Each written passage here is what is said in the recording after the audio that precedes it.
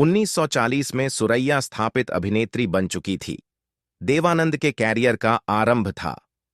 दोनों 1948 में विद्या नाम की फिल्म के सेट पर मिले और फिल्म में फिल्माए गीत किनारे किनारे चले आएंगे से उनमें प्यार की भावना उत्पन्न हो गई। एक बार सुरैया एक फिल्म के शूट के दौरान डूबने लगी थी, तभी देवानंद ने उनको बचाया था। इस पर सुरैया ने कहा था, यदि आज आप मुझे न बचाते तो मेरा जीवन समाप्त था। इस पर देवानंद ने कहा था, मेरा भी।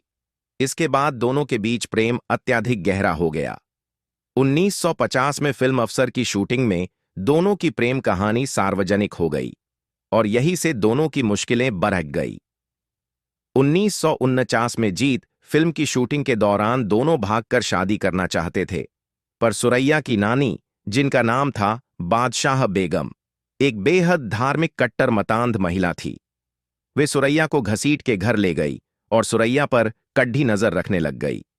इस पर सुरैया ने एक साक्षात्कार में कहा था, अंततः मेरी नानी हमें अलग करने में सफल हो ही गई।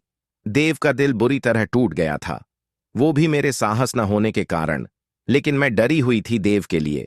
पीछे देखकर मुझे नहीं लगता कि अगर मैं हिम्मत दिखाती तो कुछ भी होता, पर मैं अपनी नानी से बेहद डरी हुई थी और मेरा दिल टूटा चुका था। स्पष्ट है कि सुरैया की नानी ने आतंक मचा दिया था और देव आनंद को मरवाने की धमकी दी होगी।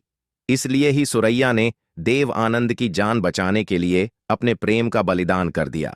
बादशाह बेगम का आतंक इस हद तक था कि फिल्म में शूटिंग तक रुकवा के रोमांटिक सीन नहीं होने देती थी। देव आनंद बात तक नहीं कर सकते थे। इस पर देव आनंद ने कहा था, उन दिनों सुरैया से बात करना इतना मुश्किल और निराशापूर्ण होता था। उसकी नानी हर समय उसके आसपास होती थी। हाँ, मुझे याद है किताब में छुपा के पत्र पहुंचाना। मैंने सुरैया को हमेशा कहा कि प्रेम ही सबसे बड़ा मजहब है। सामाजिक बंधनों और पारिवारिक दबाव से प्रेम को प्रभावित न होने दो।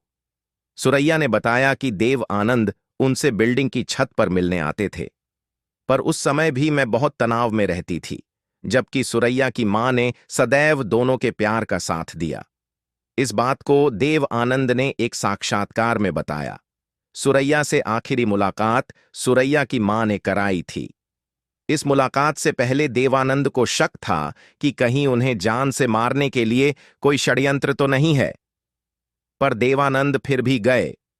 इस पर उन्होंने अपने पुलिस अधिकारी दोस्त ताराचंद की सहायता ली, जो कि पिस्टल लेकर साथ गए और देवानंद को टॉर्च दी।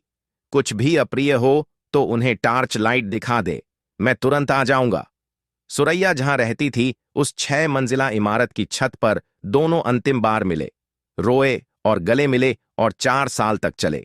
प्रेम के रिश्ते को समाप्त कर दिया कि दोबारा नहीं मिलेंगे। देवानंद ने एक साक्षात्कार में कहा कि मैं उससे शादी करना चाहता था, पर नहीं कर सका। अपने बड्ढे भाई के कंधे पर सर रख के रोया, फिर मैं जीवन में आगे बढ़ा।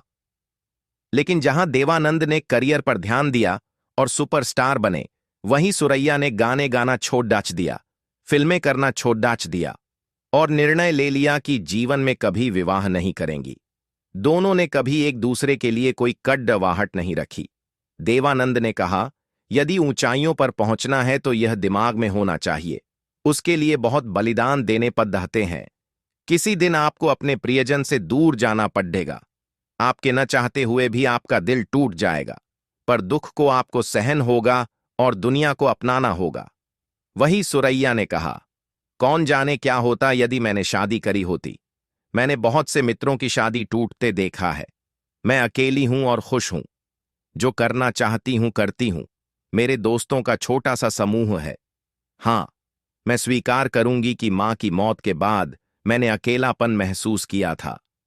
जहां मजहबी कट्टरता में आतंक फैलाना और मोहब्बत खत्म करना कैसे होता है, वो सुरैया की नानी ने दिखाया तो सच्चा प्यार करना क्या होता है, ये सुरैया ने दिखा दिया।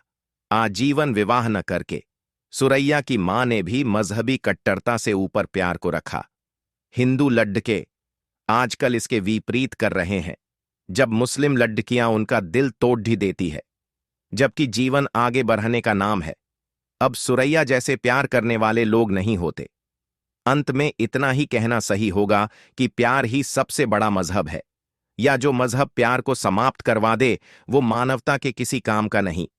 वीडियो पसंद आया हो तो लाइक करे, अपने उन दोस्तों के साथ शेयर करे जिनकी मुस्लिम गर्लफ्रेंड है, अपने विचार कमेंट करे।